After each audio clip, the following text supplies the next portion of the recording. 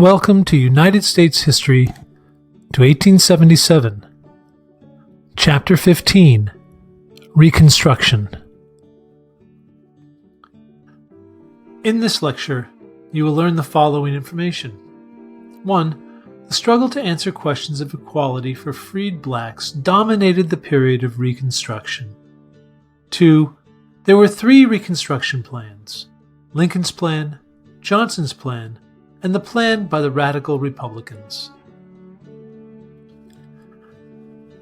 Andrew Johnson was impeached by the Radical Republicans. 4. There were three Reconstruction amendments: the 13th Amendment, the 14th Amendment, and the 15th Amendment. 4.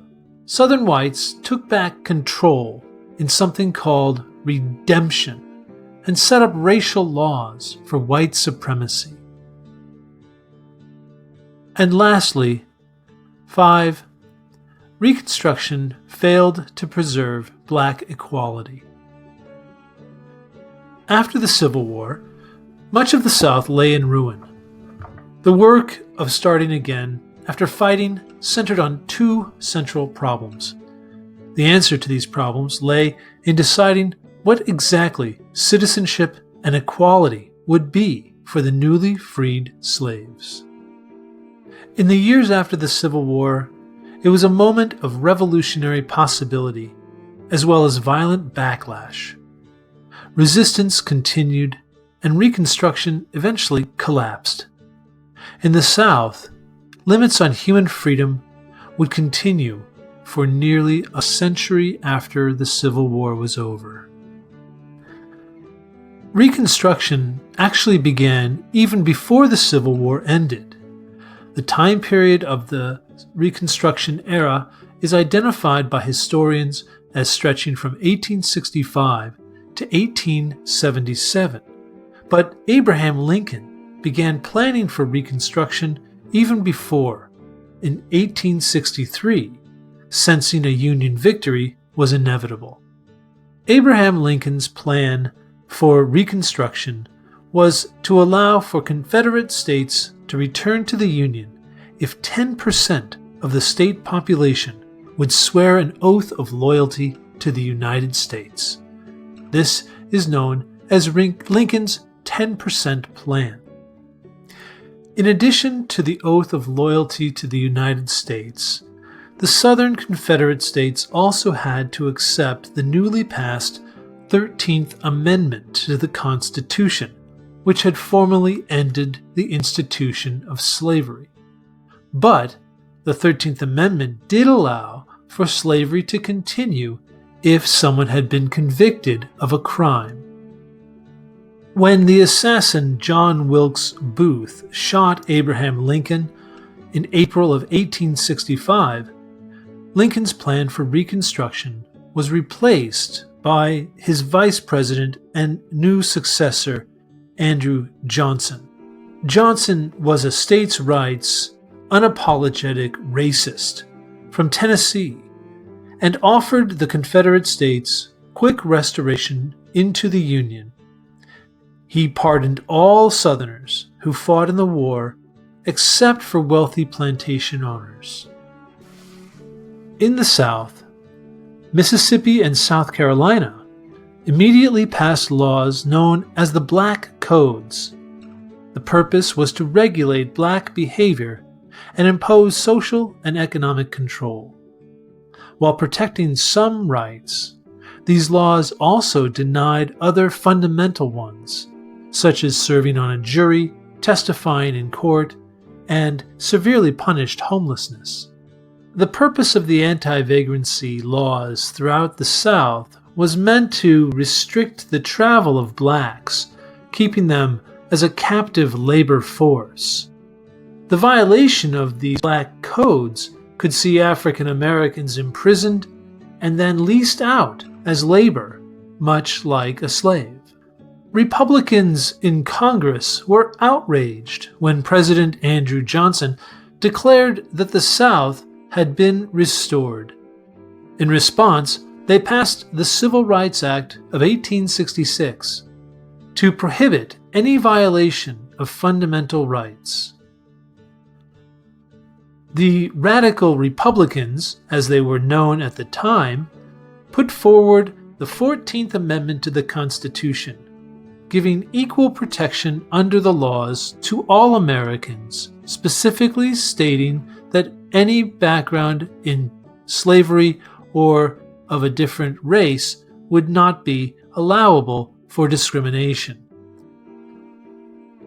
President Johnson did not agree that African Americans deserved equal rights. He campaigned against it and vetoed the proposal, only to have his veto overturned by the Radical Republicans in Congress. Because of Andrew Johnson's repeated blocks on Reconstruction policies, the Radical Republicans in Congress impeached him in the House of Representatives. Johnson narrowly avoided conviction in the Senate by only one vote.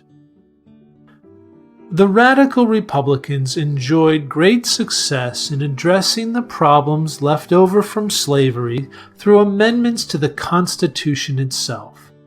They passed the 13th Amendment, which ended slavery, the 14th Amendment, which guaranteed due process and equality under the law, and the 15th Amendment, which granted African Americans the right to vote.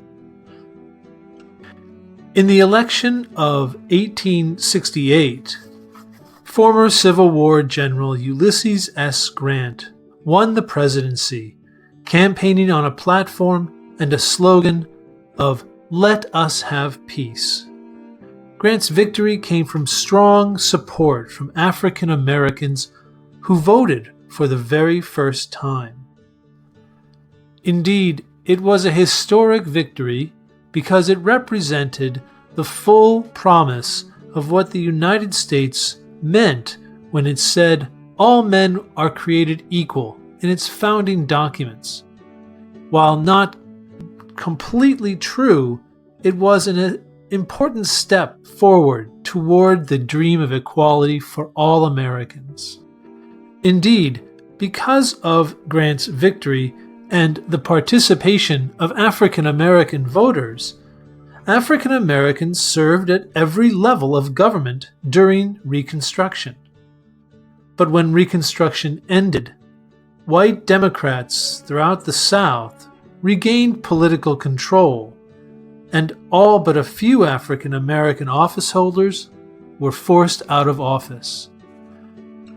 The question of land for the former slaves was an important one that met with great debate and hot resistance. When he issued his Special Field Order No. 15, William Tecumseh Sherman determined that land would be set aside for the freedmen, 40 acres and a mule for every single former slave.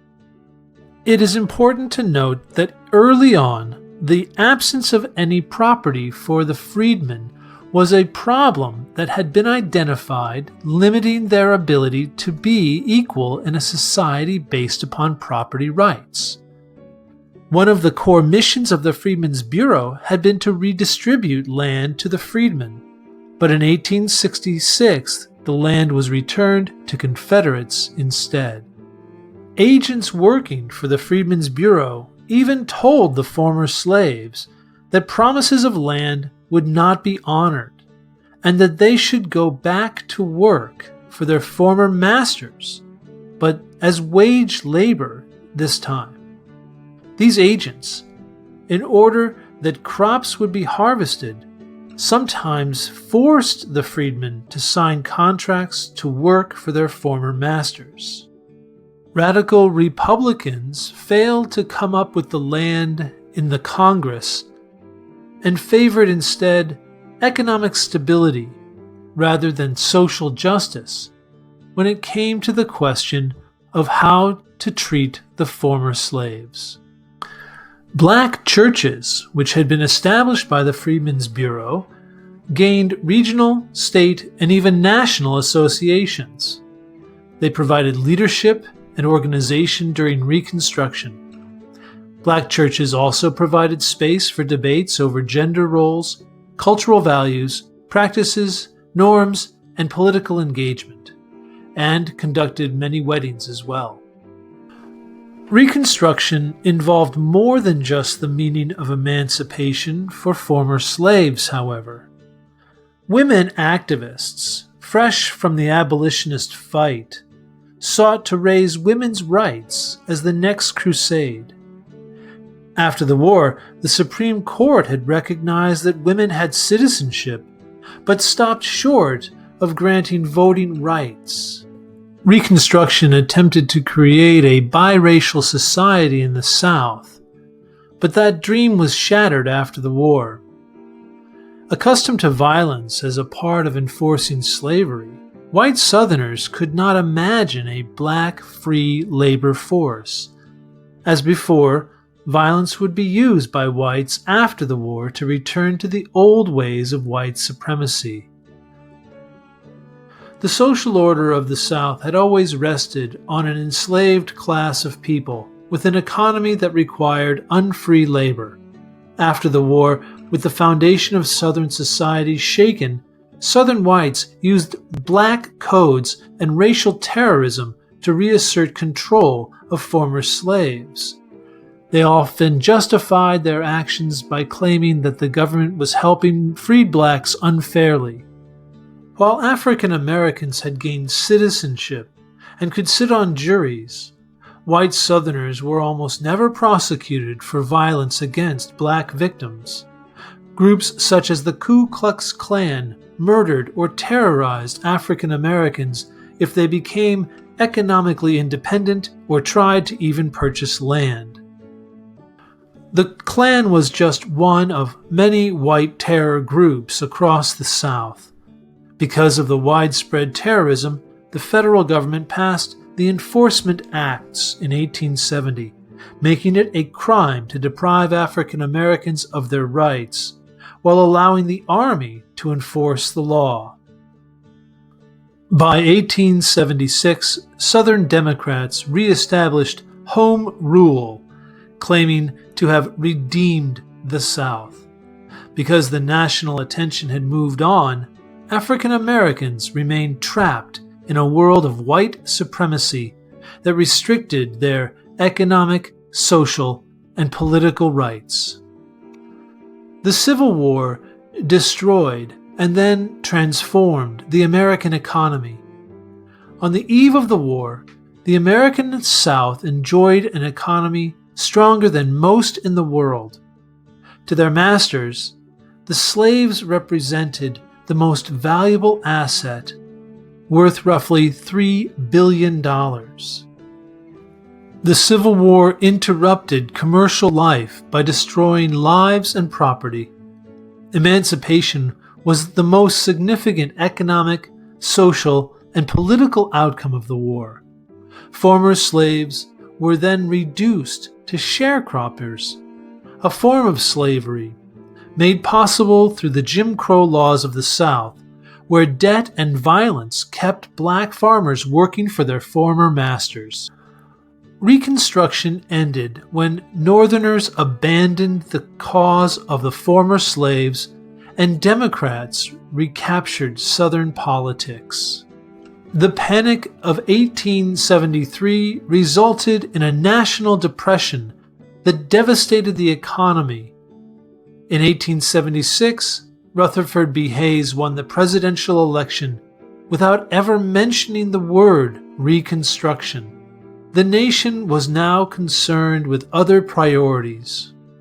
Reconstruction had achieved Abraham Lincoln's primary goal of restoring the Union. The war had forever ended slavery, but it had left African Americans as second-class citizens, while women still struggled for full participation in public life. From the ashes of the Civil War, a new nation faced fresh possibilities while still holding on to old problems.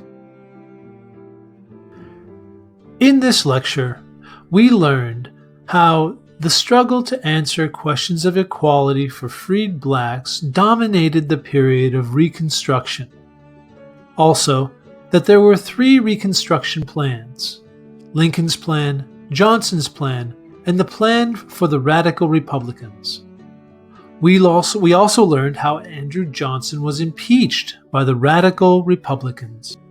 We learned that there were 3 Reconstruction amendments: the 13th, the 14th, and the 15th Amendment, and that Southern whites took back control, setting up racial laws for white supremacy. And finally, we learned that Reconstruction failed to preserve black equality, leaving them as second-class citizens trapped in a system of economic slavery.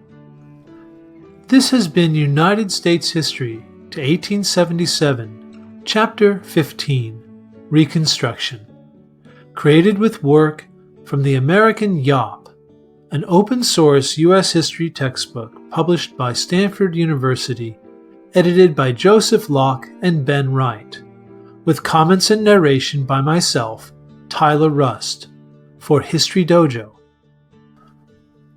For more materials on U.S. history and for other readings, please go to historydojo.blog. And for other courses, please go to studydojo.org.